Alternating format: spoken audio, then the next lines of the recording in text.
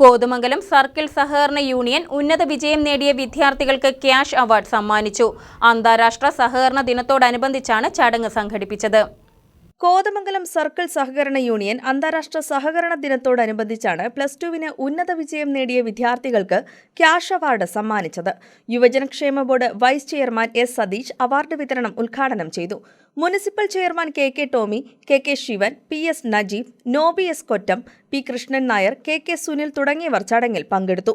ഇവിടെ സൂചിപ്പിച്ച പോലെ ആധുനിക സഹകരണ സംഘത്തിന്റെ രൂപീകരണം 1744-ലാണ് ഇംഗ്ലണ്ടിൽ 28ഓളം വരുന്ന കോട്ടൺ മിൽ തൊഴിലാളികൾ ചേർന്നുകൊണ്ടാണ് ഒരു സഹകരണ പ്രസ്ഥാനം ആധുനികമായ രൂപത്തിൽ രൂപപ്പെടുന്നത്.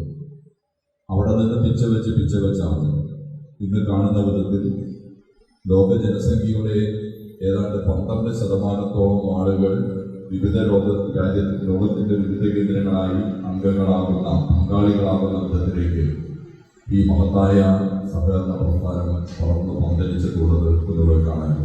News desk KCV news.